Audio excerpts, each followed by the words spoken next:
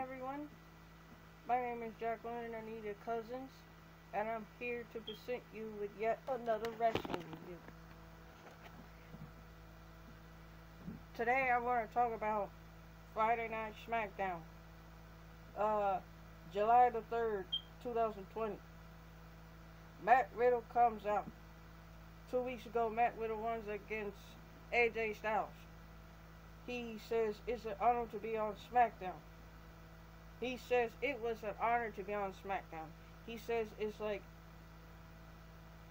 he says, well, he crossed paths with AJ, and I guess AJ had a little problem with him in spite of him being on SmackDown and winning a championship. So therefore, he figured he liked AJ more than AJ likes him. He had an interesting story of how he ended up wrestling barefoot.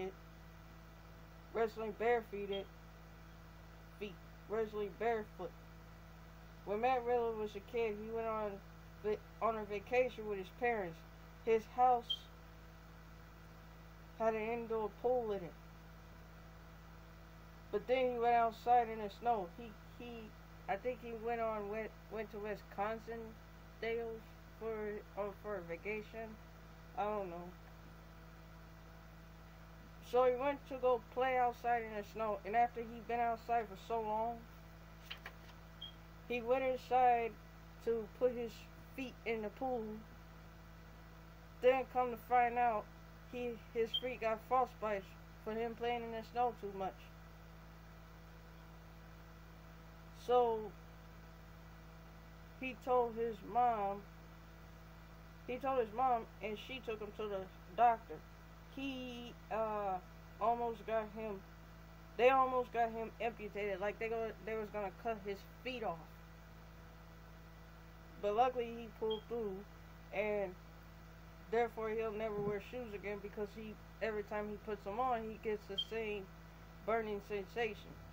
So his feet allows him to feel things that his body couldn't.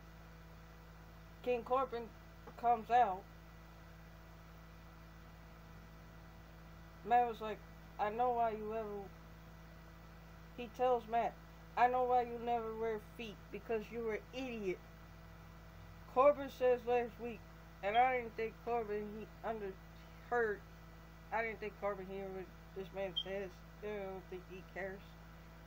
Corbin says last week, Michael Riddle was disrespectful and got mad at Michael Cole for interviewing him. Seriously?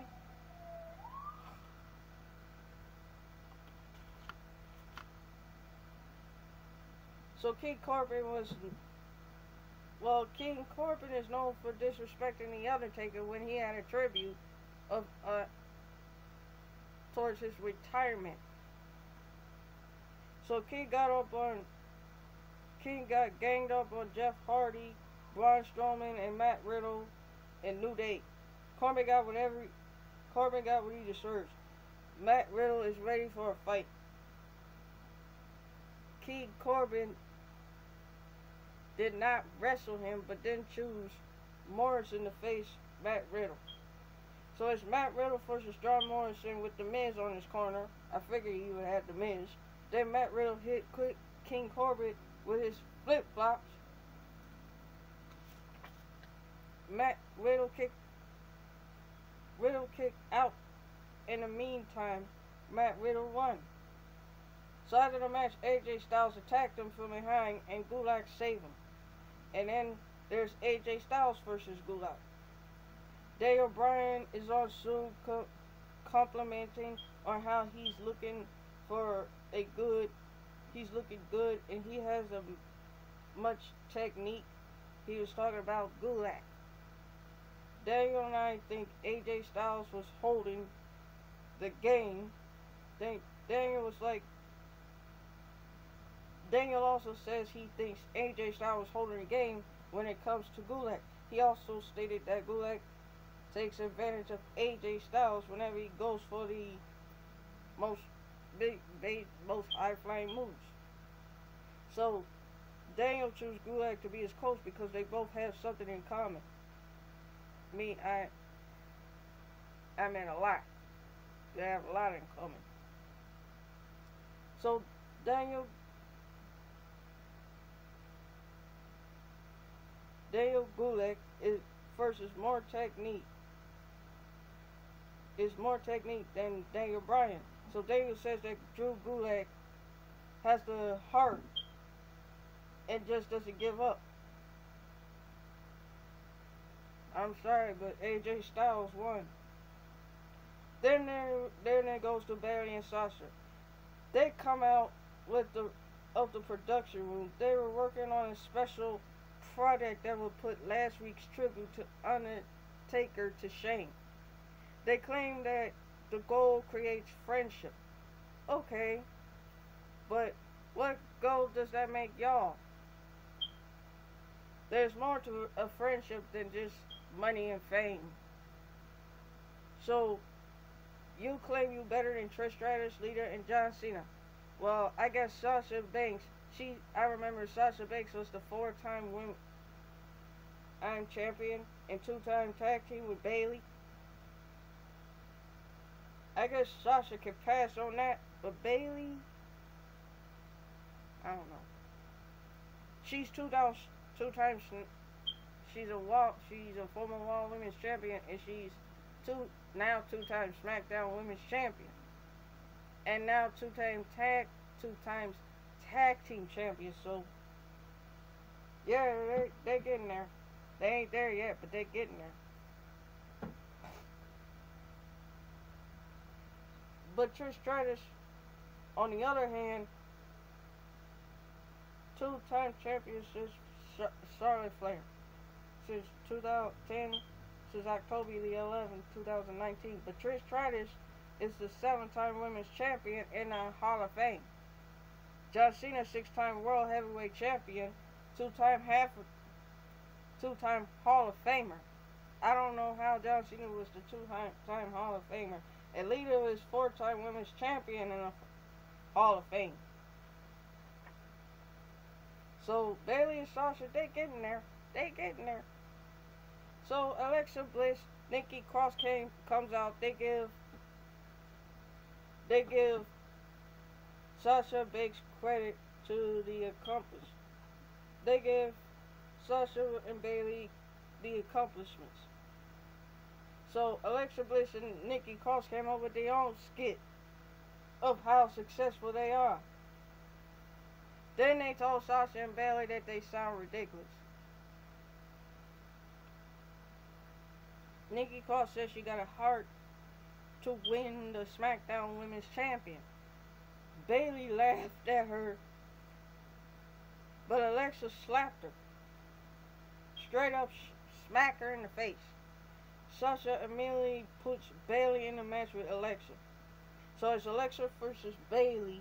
As Alexa decimating Alexa Bliss, she's making fun of Nikki Cross. Nikki Cross got mad and decided to knock down Sasha Banks and attack Bayley. So therefore, Bayley won by DQ. So here's a promo with a lot of liquor. Then there's a promo with a Swamp Story where Braun met Bray Wyatt.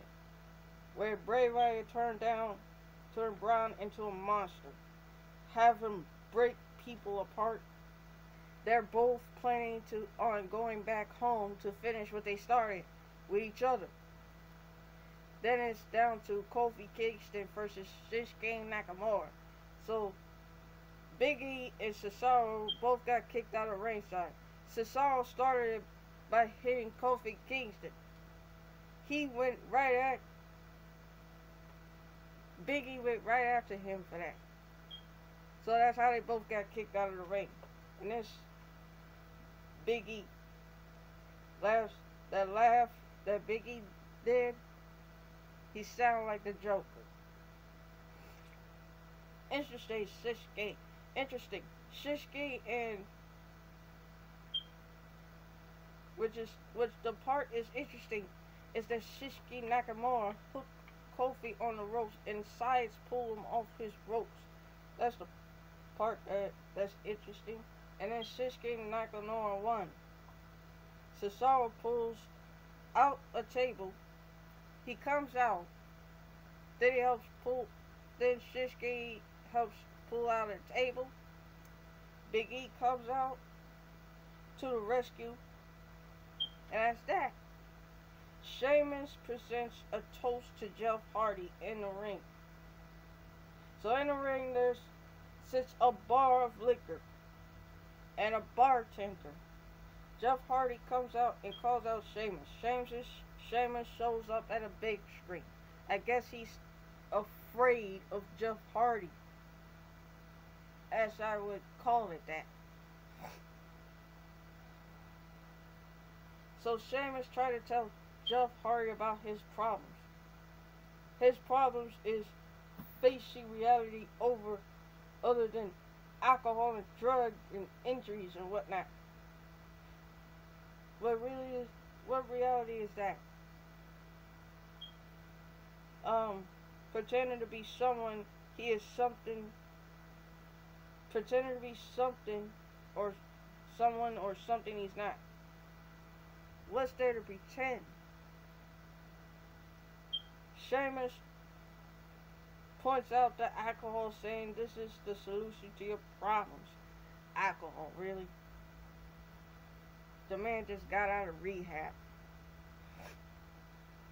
So he kept pushing Jeff Hardy to drink.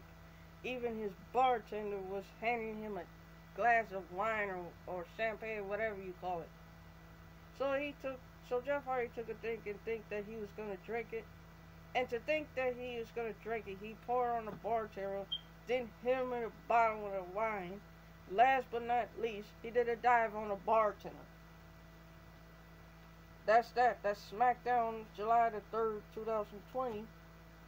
Now I'm going to go on to AEW Dark review. Later on, I'm going to be doing a lot of AEWs. So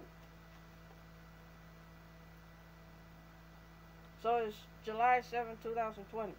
Brian Pillman Jr. versus Shawn Spears. I never heard of Brian Pillman Jr. But somebody heard of his dad. He said Brian Pillman was had a weird 1990s haircut. Taz said he heard of his dad. He's a great guy, tremendous wrestler, great competitor. Junior, he wrestled for over several times. I gotta be honest with you, I kinda like Spears theme music. I kinda like Spears theme music. It has like a hip hop vibe to it. I like anything that has a hip hop vibe to it. Brian has speed. He quick rolls out and holds the tap kick on the cheek. Like a chop from Brian. Like the chop from Brian, and Shawn Spears won, and they were supposed so Shawn Spears won the match. He was supposed to leave. Tully Blanchard gave him a metal piece to put on his glove. He sticks it in the gloves, walked over to Brian Pillman, and literally knocked him out. Big Swole versus Ricochet Chanel. So Ricochet Chanel just have a snobby personality. She act like she can't even wrestle. She has to take a break and pat her head like this. She's wearing a wig. So at Taz's point, when you put someone in a headlock, it's all about the feet. So I've been watching a match, and he got a point. Britt Baker and Reba shows up. Why is Britt Baker? And she's talking about she's obsessed with Big Swole. And she's talking about Big Swole is obsessed with her. But you don't want to show up messing with her.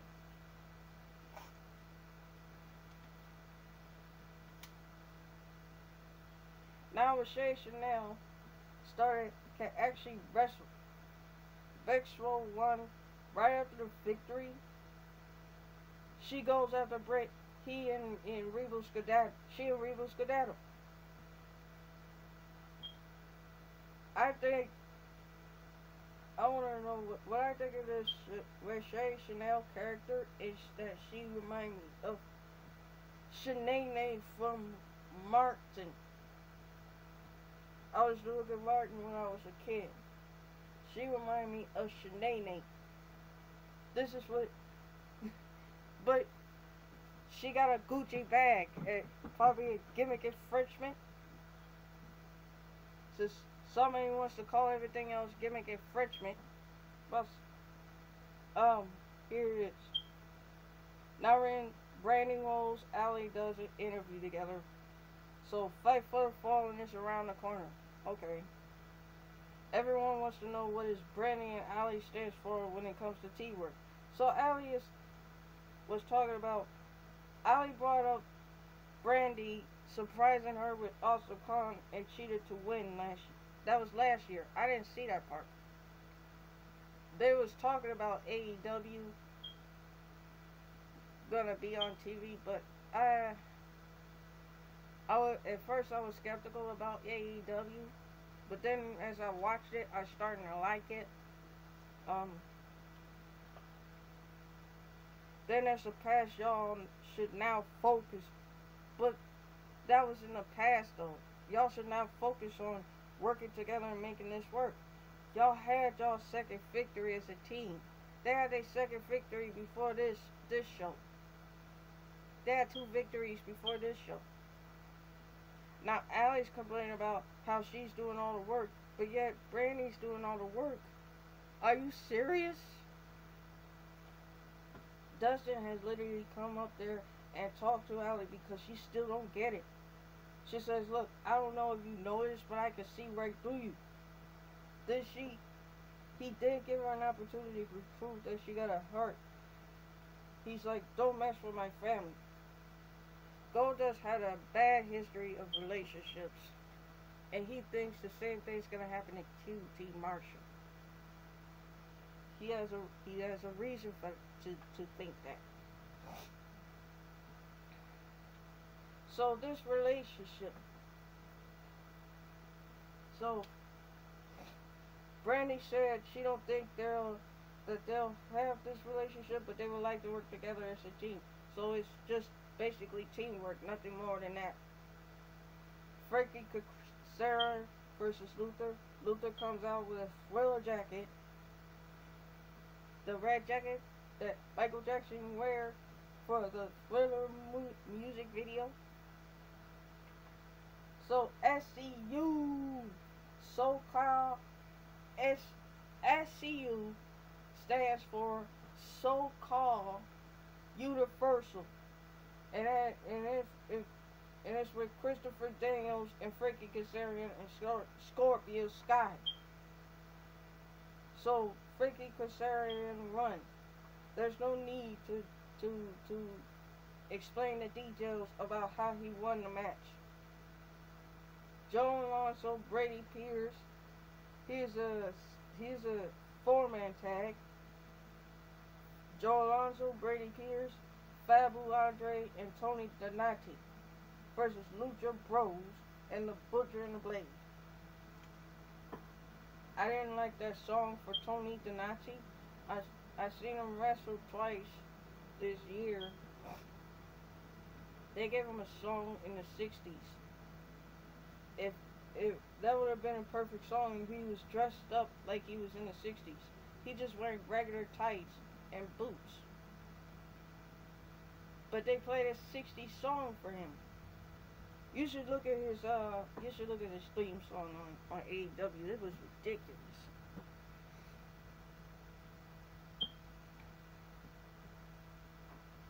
I have not seen Pentagon in Phoenix since Lucha Underground. I used to look at Lucha Underground. I stopped watching it for some reason. The match starts. Tony offers a handshake to Pentagon.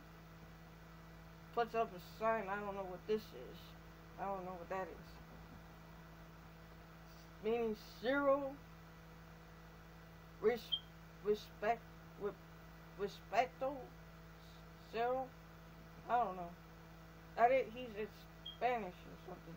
So Tony grabbed his wrist before Pentagon Jr. even finished.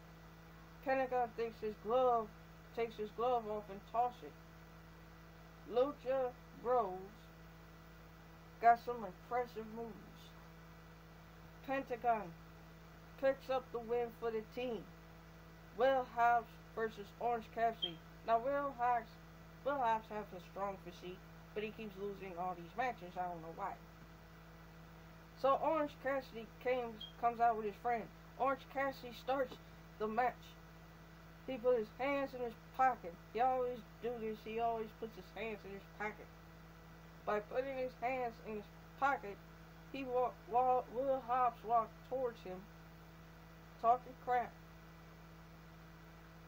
Hobbs went in for the attack.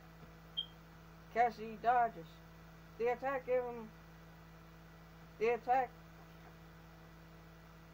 and he gave him an air punch. So Orange Cassidy won the match by Superman punch. Shawn Dean versus Michael Nakazawa. Shawn Dean was impressive, but he needs to start winning matches. So Nakazawa keeps using his body arm. Then he uses Armor to pick up the win. That should have been a DQ. Scorpio Sky versus Serpentico. Now Scorpio Sky have his own theme song. I've been saying that, dude. Serpentico pulls out his own ribbons. He finds out Serpentico is from Puerto. I just found out Serpentico is from Puerto Rico. At first it turned into an all-out brawl.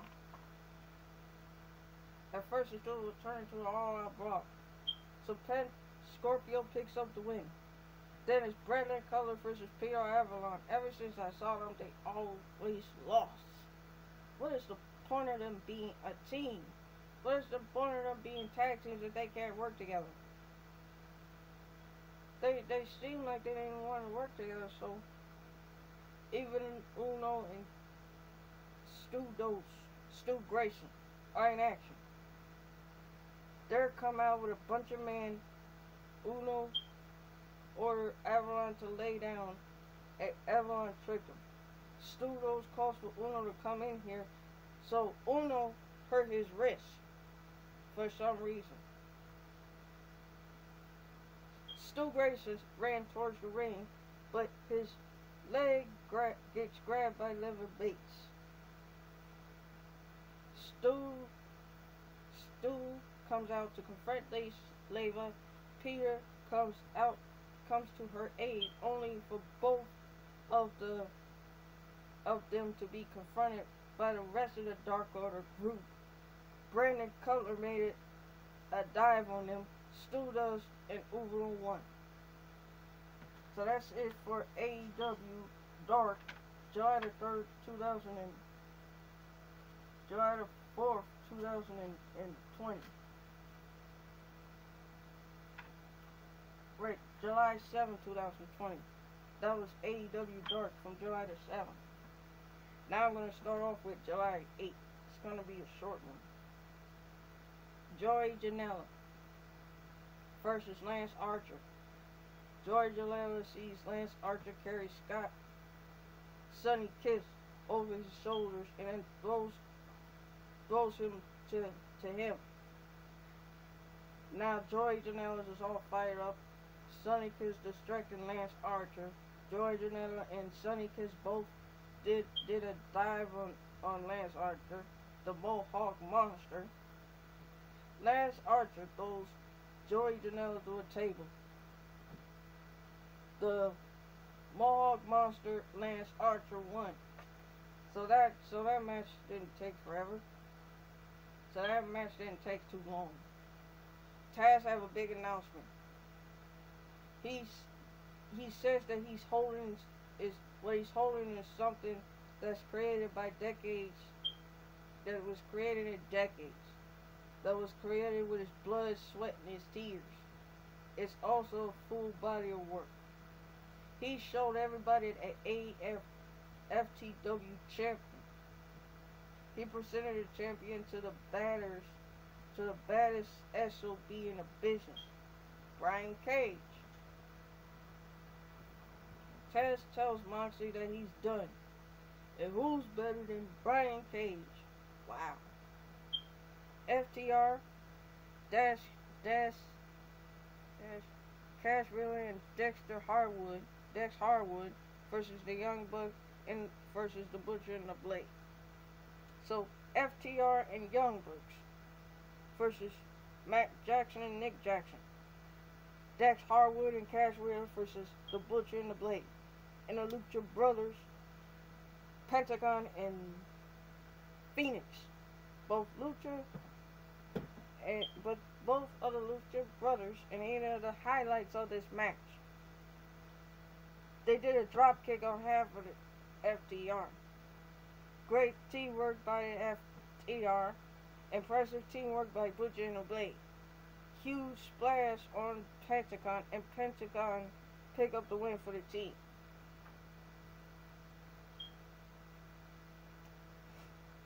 Nyla Rose have an announcement. She won her match against, I didn't see her match, but I heard she won against Kylan King and Kenzie Page in a handicap match, which I didn't notice anything about that. It proves action speaks louder than words. She noticed that a lot of wrestlers have managers, so she decided to hire one for herself. However, she's not going to say who it is.